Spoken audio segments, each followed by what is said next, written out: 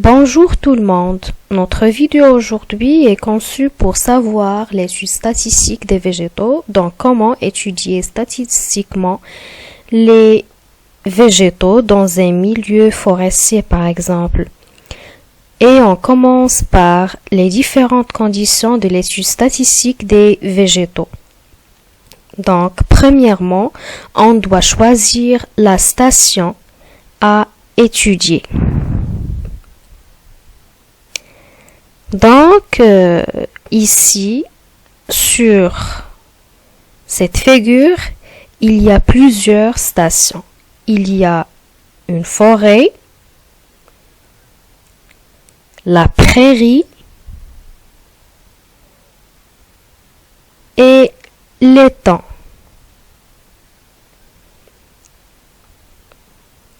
Il y a la station numéro 1 qui se trouve dans l'étang, la station numéro 2 qui se trouve dans la prairie, la station numéro 3 qui se trouve dans la forêt, la station numéro 4 qui se trouve sur la limite entre la prairie et la forêt. Et la station numéro 5 qui se trouve dans la limite entre l'étang et la prairie. Donc, on doit choisir la station dans laquelle on peut faire notre étude. La station doit réaliser les relevés, doit être située loin de la limite séparant deux milieux différents. Par exemple, si on va faire l'étude dans la forêt, c'est-à-dire le milieu forestier, donc on doit choisir la station numéro 3. Cette station. Pourquoi?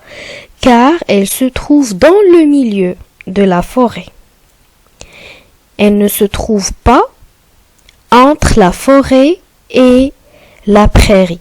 C'est-à-dire, elle ne se trouve pas au bord de la forêt. Dans ces bords de la forêt, on peut trouver des végétaux qui n'appartiennent pas à la forêt, mais appartiennent à la prairie. Pour étudier la prairie, on doit choisir une station qui se trouve dans la prairie. Par exemple, la station numéro 5 ne sert pas à étudier ni la prairie ni l'étang. Donc, l'étang contient des végétaux qui appartiennent à un milieu aquatique. La prairie, non pas. Donc, pour étudier l'étang, je dois faire mon étude dans l'étang. Donc, dans cette station qui est dans l'étang.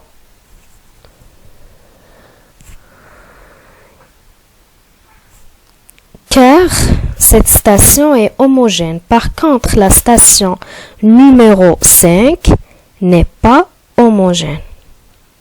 Donc maintenant, je passe à la deuxième condition. La détermination de l'aire minimale.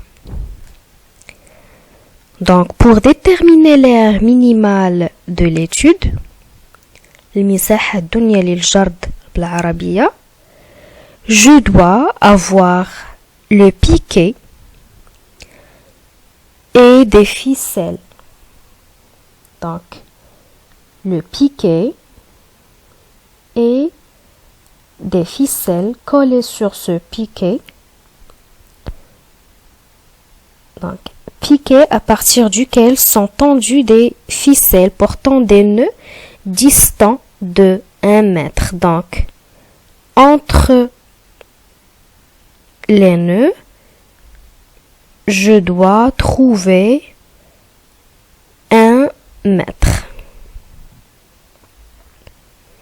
Donc, ici 1 mètre entre le point 1 et 2, 1 mètre. Entre le point 2 et 3, 1 mètre. Entre le point 3 et 4, 1 mètre. Et après, je dois faire mes relevés. Donc, je dois calculer combien ou le nombre d'espèces végétales dans chaque aire de relevé. Donc, on a 1 mètre carré. Donc, je dois savoir combien d'espèces végétales dans 1 mètre carré. C'est-à-dire, خصني نعرف يعني عدد الأنواع النباتية في هاد 1 متر مربع. Après, je dois savoir combien d'espèces végétales dans 4, 9, 16 mètres carrés, etc. Je dois écrire ça dans un tableau qui contient l'aire de relevé et le nombre d'espèces végétales. Puis, je trace une courbe qui représente le nombre d'espèces végétales en fonction de l'aire en mètres carrés. Donc, on constate que la courbe montre un palier. Donc, on parle de ce palier à partir de la surface 16 mètres carrés. Ça signifie qu'on atteint la totalité des espèces végétales qu'on peut rencontrer dans le milieu étudié. Donc, l'aire minimale est égale à 16. Donc, dans cette étape, je choisis l'aire minimale à étudier en utilisant cette technique. En arabe, كنرسمو الجدول اللي فيه المساحة ديال الجرد والأنواع النباتية. إذا في كل مساحة خصني نحسب عدد الأنواع النباتية اللي عندي في ديك المساحة. من بعد كنرسم منحنى اللي كيبين لنا عدد الأنواع النباتية بدلالة مساحة الجرد. من بعد غادي نرسمو المنحنى اللي ما بين 16 و 25. غادي يكون عندنا فيه ان باليي، يعني واحد يعني ماشي بحال في الاول ديال المنحنى كنلاحظوا تطور، بالعكس من بعد كنلاحظوا هاد لا ستابيليزاسيون ديال الانواع النباتيه.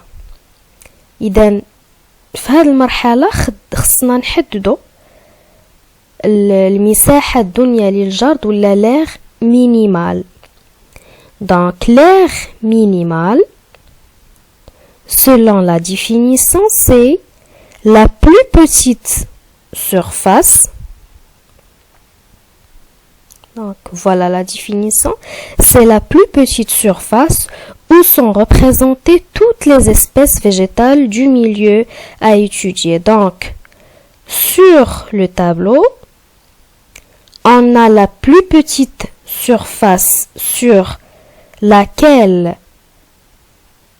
sont représentées les espèces végétales, c'est 16 mètres carrés. Donc, l'aire minimale, c'est 16 mètres carrés. Donc, d'une autre façon, فاش كنرسموا الجدول ديالنا كنلقاو مساحتان مختلفتان، ولكن عدد الأنواع النباتية كيبقى constant. هنا 71. Donc, je dis que l'aire minimale, c'est 16. Car moi, je cherche l'aire minimale et pas un aire maximale. Donc, l'air minimal, c'est 16. Donc, je passe à l'exploitation des données du relevé. Et donc, la fréquence et l'indice de fréquence, F et IF. La fréquence est un pourcentage. Donc, c'est un pourcentage qui exprime le degré de la liaison d'une espèce vis-à-vis au milieu. C'est-à-dire, مدى التعلق ديال واحد النوع نباتي بالوسط الذي يعيش فيه. Elle est représentée par la formule. Donc, cette formule, n sur n fois 100. Donc, nous allons expliquer ça sous forme d'exercice. Donc, on a un exemple d'application. Le tableau suivant représente les résultats de l'étude de végétaux d'un milieu forestier, c'est-à-dire فواحد الوسط غابوي. Donc, on va compléter le tableau qui représente les espèces végétales et les relevés. Donc, pour remplir le tableau, on va calculer F en se basant sur la relation F égale à 1 sur 1 fois 100 et puis on va déterminer IF.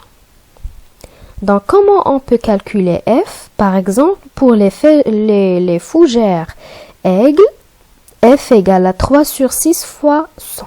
C'est quoi 3? 1,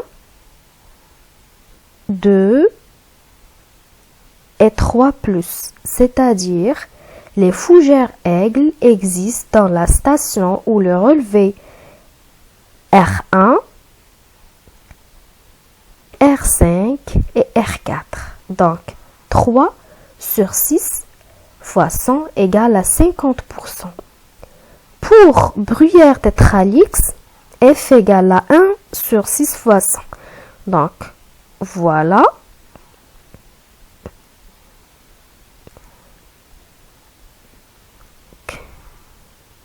On a plus sur 6 stations.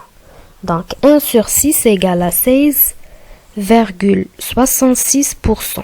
Donc, on doit définir IF pour chaque espèce végétale et on va se baser sur un tableau appelé les indices de fréquence selon Duriez.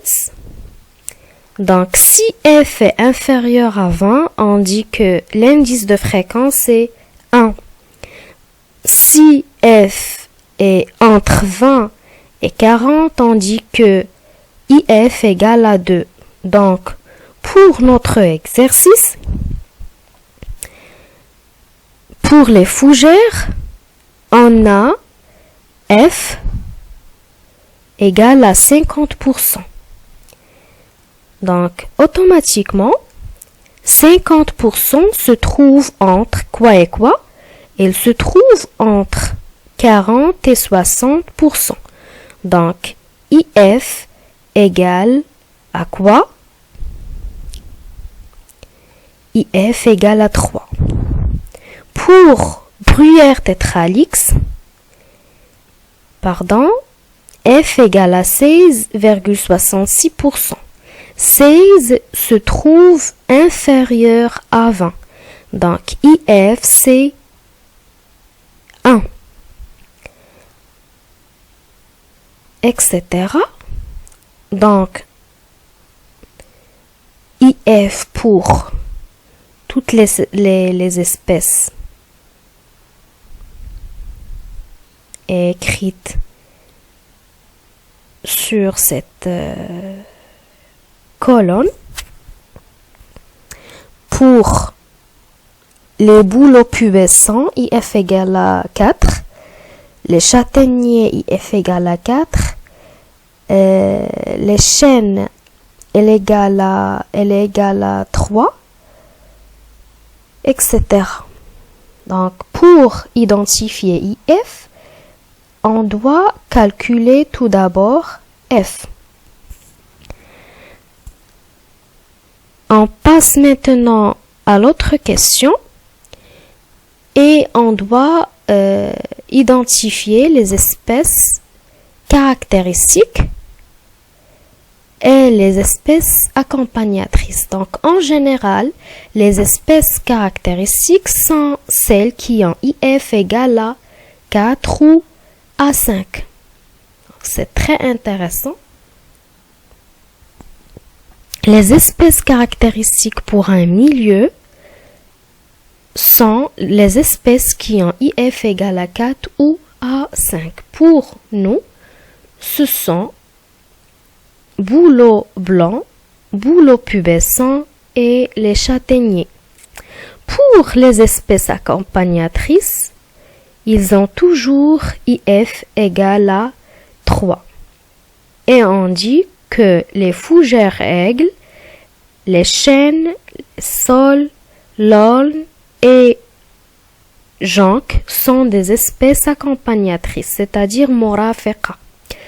Caractéristiques, c'est-à-dire mumayyiza.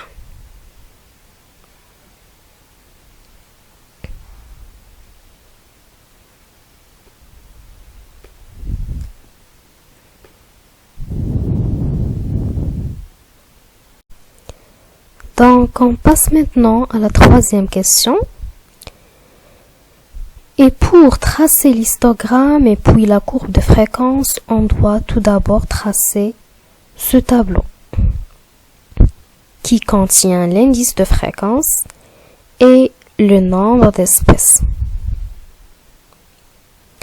Donc, en isolant l'exercice, le nombre d'espèces qui a IF égale à 1, c'est 1.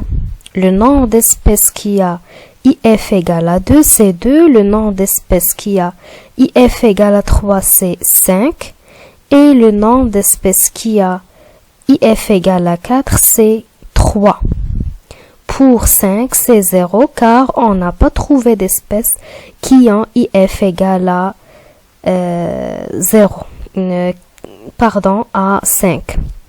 Donc, après le traçage de ce tableau, on doit traduire ces informations sous forme de courbe et d'histogramme. Donc, on commence par le traçage de l'histogramme et puis on trace la courbe.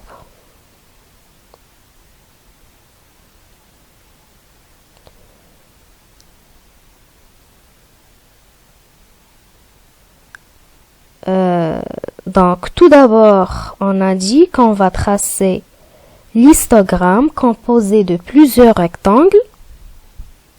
Donc, le premier rectangle, c'est pour IF égale à 1, le nombre d'espèces 1. Le deuxième rectangle, c'est pour IF égale à 2, avec le nombre d'espèces 2.